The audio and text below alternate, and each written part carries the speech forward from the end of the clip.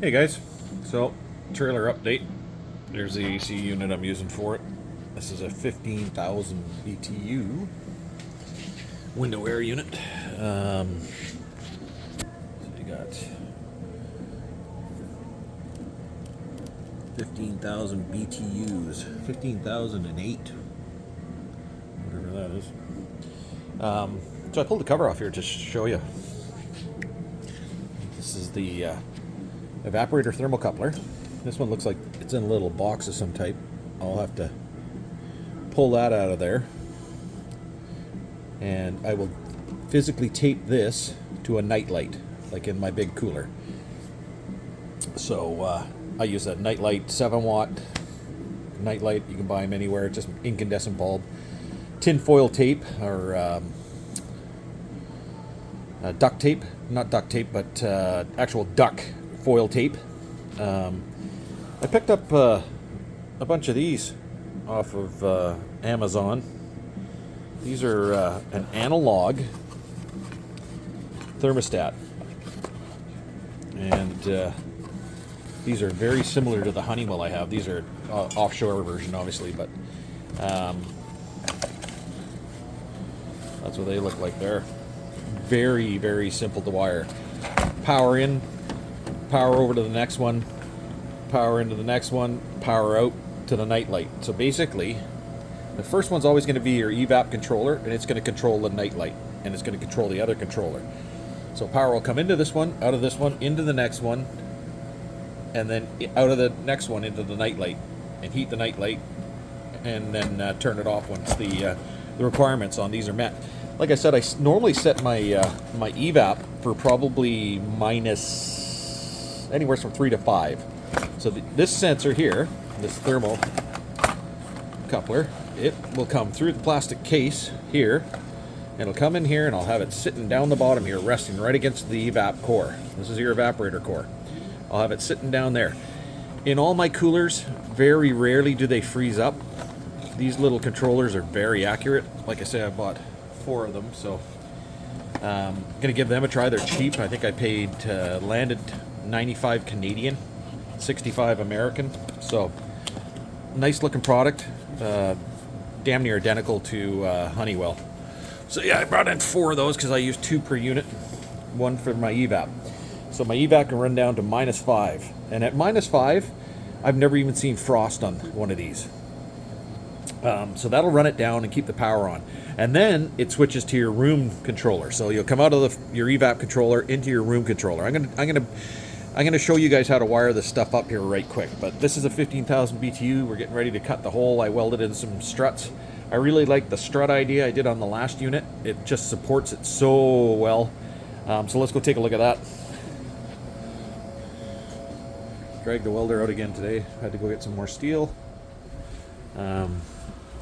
Got a duck. It's the duck-in cooler. But so I put these 2 uprights in. They're welded to one of the overheads. And so we're getting ready to frame. We're squaring off the front of the trailer. This is just going to be dead airspace with insulation anyways. And it's going to be nice because it's an 8-inch gap, and that's where my fins start on the side of the air conditioning unit. What we're going to do is we're going to figure out our hole. And this is going to be physically welded and go protrude through the wall like on the last cooler. And that's going to hold the weight of the air conditioning unit. I took it's 27 inches wide. You got to measure it. I leave some room because, I mean, spray foam in between, no problem. But this is going to basically protrude through the cooler once the hole is cut. My big cooler, my standalone walk-in cooler that's in my shop is 26, I think I measured, and this one is 24 width. So you got to do a rough estimate as to what you figure you're going to need. Dragged out another panel. That's going to be mounted in there. I have another one that we're going to cut. We're going to run it down the table saw, and then there'll be some a panel on top of this panel. Once I get the roof in place, the roof's going to go in, then the panels are going to sit up there, and all the fiberglass, all the FRP board is going to be glued to, actually I went with 3/8 plywood. I'm going to glue it to 3/8 plywood, bought the proper FRP mastic, and I'm going to glue it to that and then screw it to the steel joists. And then once the steel is glued and screwed, the walls will go into place. Spray foam all your loose gaps. And then I'll start on the doors. It should work out well. It's coming together. It's just like I say, it's just a matter of time and whatnot. But yeah, so that's a 27-inch wide gap. It'll be like 24 and something on the supports going out. I'll gusset them down so that it'll be inside the trailer, hidden in the walls, but it'll be gusseted so it can handle the weight. You'll always slope it down a little bit so that your water from your evaporator, if there is any, runs towards the front or the back of the cooler, where the condenser is located at. And then we got to talk about driving down the highway with a trailer. Found it out last year with the last cooler I built, Franken cooler. You have to block the condenser. If you look at, say, for instance, don't look at that. If you look at a RV air condenser or RV roof air conditioner, the condenser's at the back and it has a plastic cover over it, a fiberglass cover. I bought one. I was going to use it on this unit, but I decided against cutting a hole in the roof, seeing how it doesn't leak, and I don't want to add a problem.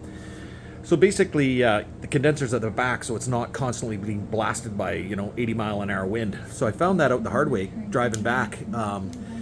Started it up, it got cold, ran out of gas, went to start it up again, and by the time I got to where I got to take a ferry to get to where I live when I'm coming back from hunting, the unit had frosted up. And the reason being is it can't dissipate the heat that the unit's producing because there's too much air flowing. So it's counterproductive for that wind. So I'm going to build a fiberglass cover to go over this one. You definitely want a screen to protect it, for one, so no rocks go up and hit it. But you definitely want something like a fiberglass cover so that the wind can come out but not go in while you're driving down the road. Because I'll run a generator going down the road when I'm coming back from hunting. I think you just get a way better quality of meat if you keep it cold after, get the hides off these things. Whether I'm bringing beef back or whether I'm bringing game back. I want to get the hides off, get the heat out of it, and leave it at that temperature. I don't want it climbing and rising. Horror stories, right? So, check back soon.